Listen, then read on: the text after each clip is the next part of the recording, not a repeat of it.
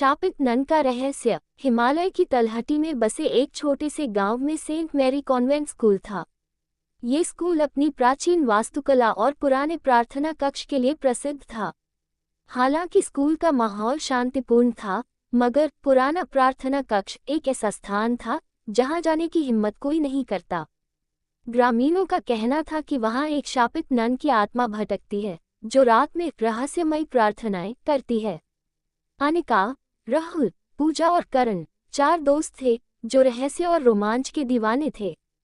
वे 12वीं कक्षा के छात्र थे और अक्सर गांव में डरावनी कहानियों को सुनने के बाद उन जगहों पर जाने की कोशिश करते थे। सेंट मैरी की कहानियां सुनकर उनके अंदर इस प्राचीन प्रार्थना कक्ष को खंगालने का जुनून पैदा हुआ। गांव वालों का कहना था कि कई साल पहले सिस्टर माथा नाम की एक नन को पादरी और अन्य कर्मचारियों ने निर्दयता से मार दिया था। उसकी आत्मा अब भी बदला लेने के लिए भटक रही है। ये भी कहा जाता था कि जो भी रात को प्रार्थना कक्ष में गया, वो वापस नहीं लौटा। एक रात अनिका ने दोस्तों के साथ प्रार्थना कक्ष में घुसने का प्रस्ताव रखा। करण डर गया, लेकिन राहुल और पूजा ने उसका साथ दिया। उन्होंने रात 12 बजे जाने का निर्णय लिया, क्योंकि यही वह समय था जब भूतिया गतिविधियां सबसे ज्यादा होती थीं। रात घनी और सर्द थी, चांदनी धुंध से ढकी हुई थी। चारों दोस्तों ने स्कूल की दीवार फांदी और धीरे धीरे प्रार्थना कक्ष की ओर बढ़ने लगे। आसपास केवल सन्नाटा था, जिसे सिर्फ उनके कदमों की आवाज तोड़ रही थी। जैसे ही वे प्रार्थना कक्ष के पास पहुंचे, उन्होंने देखा कि उसका पुराना लकड़ी का दरवाजा अजीब ढंग से खुला था। दरवाजे पर गहरे खरोंच के निशान थे, जैसे किसी ने इसे जबरदस्ती खरोंचने की कोशिश की हो। दरवाजे के ऊपर एक टूटा हुआ क्रॉस लटका हुआ था। चारों ने हिम्मत जुटाई और दरवाजा खोला। अंदर घुसते ही उन्हें एक तीखी सड़न और मोमबत्तियों की गंध महसूस हुई। दीवारों पर गहरे खून के निशान और टूटे हुए क्रॉस लटके हुए थे। कमरे में अजीब सा ठंडा एहसास था। जैसे ही वे कमरे में घुसे, उन्हें धीमी धीमी फुसफुसाहट सुनाई दी। पूजा ने डरते हुए कहा, "ये आवाज कहाँ से आ रही है?" अनिका ने इशारे से सबको शांत रहने को कहा। तभी अचानक फुसफुसाहट तेज हो गई और ऐसा लगा जैसे कोई उन पर हंस रहा हो। राहुल ने दीवार पर एक पुराना फ्रेम देखा, जिसमें सिस्टर माथा की तस्वीर थी। तस्वीर पर गहरी खरोंचें थीं और आंखों से लाल रंग की बूंदें टपक रही थीं।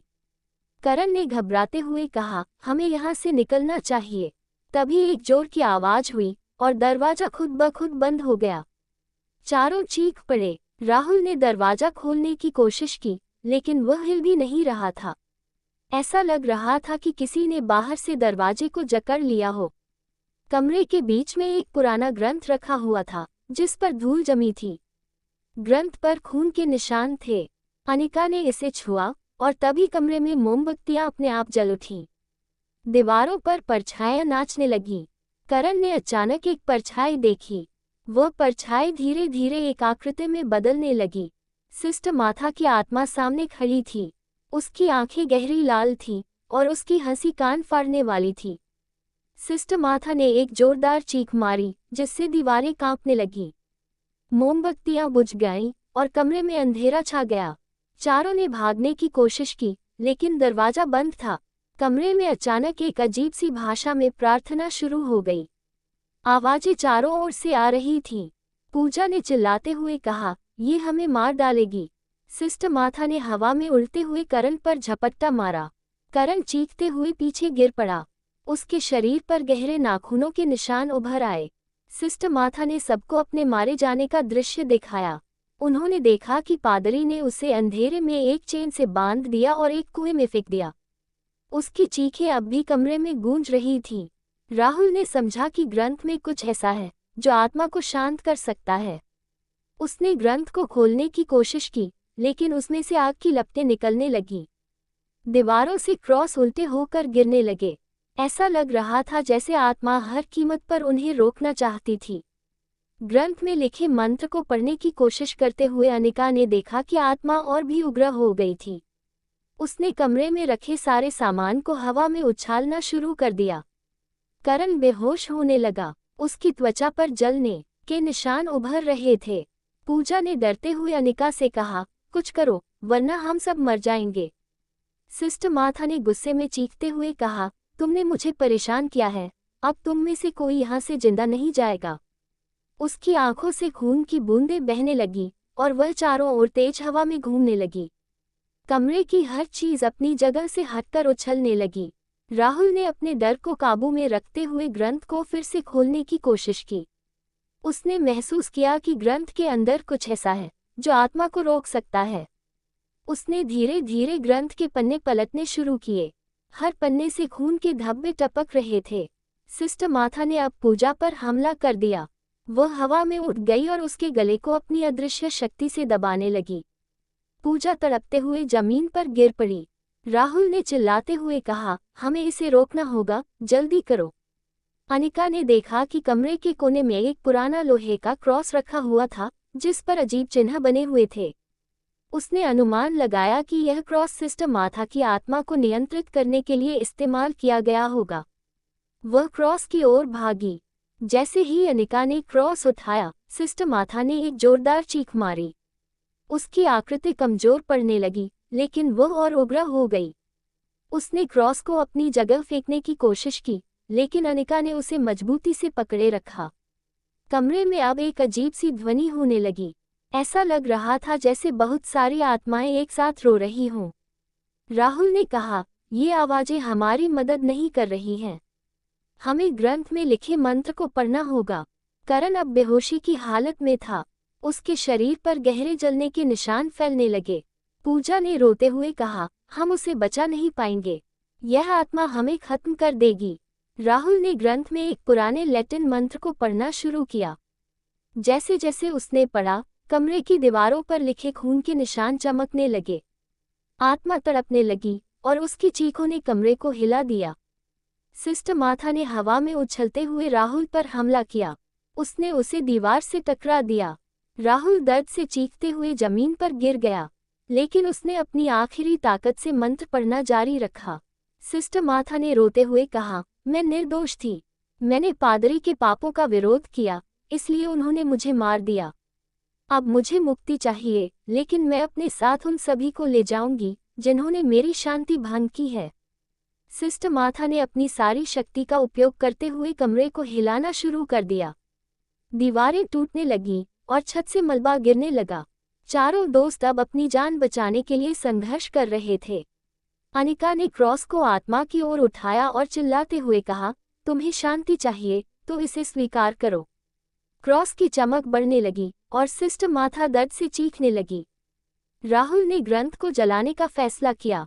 उसने मोमबत्ती की आग से ग्रंथ को जलाना शुरू किया। जैसे ही ग्रंथ में आग लगी, कमरे में एक तेज रोशनी फैल गई। आत्मा तड़पते हुए कमजोर होने लगी। सिस्टर मार्था ने एक आखिरी चीख मारी और रोशनी में गायब हो गई। कमरे में सन्नाटा छा गया। चारों दोस्त थककर जमीन पर गिर पड़े। करण अब भी बेहोश था, लेकिन उसकी हालत सुधरने लगी थी। जैसे ही आत्मा ने मुक्ति पाई, प्रार्थना कक्ष की दीवारें गिरने लगीं। चारों दोस्त किसी तरह बाहर भागे।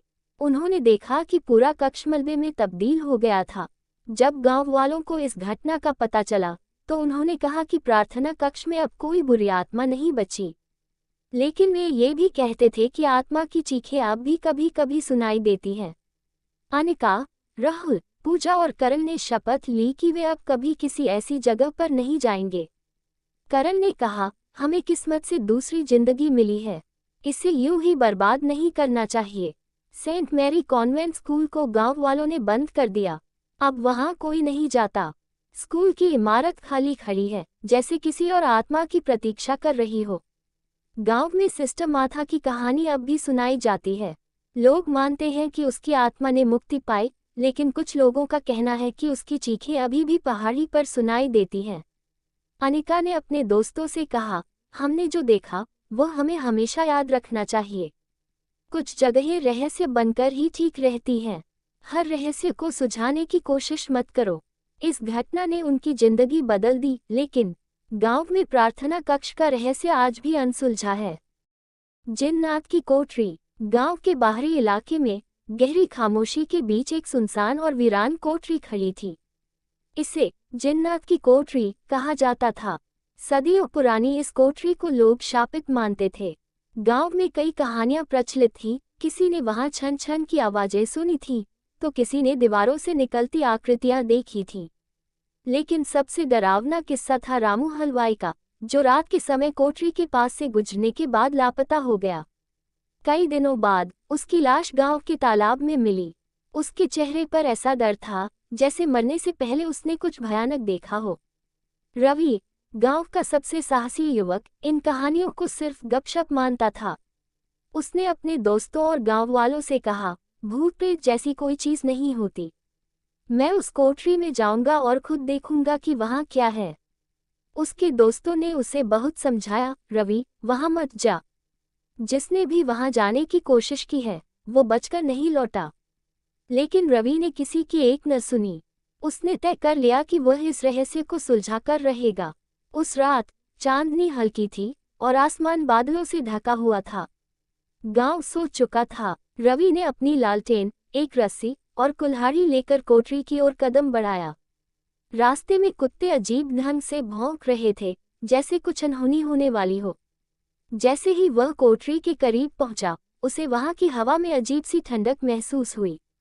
कोठरी के आसपास के पेड़ बिना हवा के भी हिल रहे थे।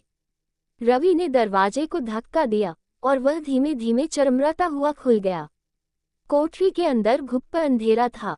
लालटेन की रोशनी में उसे फर्श पर पुरानी हड्डियां और जले हुए कपड़े दिखाई दिए। दीवारों पर अजीब निशान बने हुए थे, जैसे किसी ने खरोंचें मारी हों। हवा में अजीब सी बदबू थी, जैसे सड़ी हुई लाशों की। अचानक कोठरी के अंदर से छन छन की आवाज आई। यह आवाज इतनी धीमी थी कि रवि को लगा शायद ये उसकी कल्पना हो। लेकिन जैसे जैसे वह आगे बढ़ा, यह आवाज तेज होती गई। रवि ने लालटेन ऊपर उठाई तो उसे कोठरी के कोने में एक पुराना झूला लटका हुआ दिखा। झूला धीरे धीरे खुद ही हिल रहा था। रवि ने झूले की ओर बढ़ने की कोशिश की, लेकिन तभी उसे अपने पीछे किसी के खड़े होने का एहसास हुआ। उसने जल्दी से मुड़कर देखा, लेकिन वहां कोई नहीं था। लेकिन जैसे ही वह मुड़ा, उसके चेहरे के पास से एक ठंडी हवा गुजरी और उसे ऐसा लगा जैसे किसी ने उसके कान में फुसफुसाकर कहा हो, भाग जा। रवि का दिल तेजी से धड़कने लगा। उसने खुद को शांत किया और सोचा कि यह सब उसकी कल्पना है। जैसे ही रवि कोठरी के और अंदर गया, उसे दीवारों पर हलचल दिखी। ऐसा लग रहा था जैसे दीवारों से काली परछाइयां बाहर निकलने की कोशिश कर रही हों। अचानक उसे महसूस हुआ कि फर्श उसके पैरों के नीचे खिसक रहा है। फर्श पर दरारें पड़ने लगीं और उन दरारों से अजीब से साए निकलने लगे।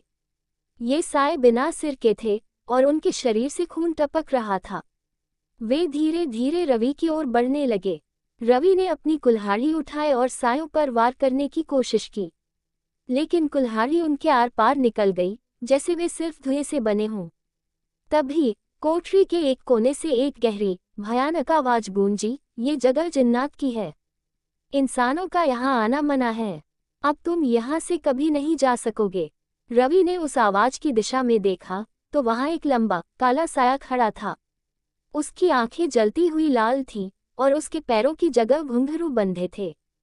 हर कदम पर छन छन की आवाज गूंज रही थी। वह साया हंसते हुए बोला, तुमने हमारी नींद को भंग किया है। अब इसकी सजा भुगतने के लिए तैयार हो जाओ। रवि ने भागने की कोशिश की, लेकिन उसका शरीर सुन्न पड़ गया। उसके चारों ओर वही आवाजें गूंजने लगी, भाग जा, भाग जा। रवि ने अपनी पूरी ताकत लगाकर अपने शरीर को चलाने की कोशिश की। किसी तरह वह कोठरी के दरवाजे तक पहुंचा, लेकिन जैसे ही उसने दरवाजा खोलने की कोशिश की, दरवाजा अपने आप बंद हो गया। पीछे से वह साया तेजी से उसकी ओर बढ़ा और जोर से चीखा। रवि के कानों में एक तीखी गूंज हुई और वह दर्द से चीख पड़ा। उसने अपनी कुल्हाड़ी से दरवाजे को तोड़ने की कोशिश की। कई बार वार करने के बाद दरवाजा टूटा और वह कोठरी से बाहर भागने में सफल हुआ। सुबह गांव वालों ने रवि को कोठरी के बाहर बेहोशी की हालत में पाया। उसकी आंखें लाल थीं और उसके चेहरे पर गहरे नाखूनों के निशान थे। जब उसने होश में आकर बोलने की कोशिश की तो उसकी आवाज कांप रही थी। वह बस एक ही शब्द बार बार दोहरा रहा था, छन छन। गांव वालों ने कोठरी के चारों ओर एक ऊंची दीवार खड़ी कर दी और इसे हमेशा के लिए बंद कर दिया। लेकिन आज भी जब रात होती है तो कोठरी से छन छन की आवाजें सुनाई देती हैं। कुछ जगहों का रहस्य कभी नहीं जानना चाहिए। उनकी सच्चाई उतनी ही डरावनी हो सकती है जितना आप सोच भी नहीं सकते।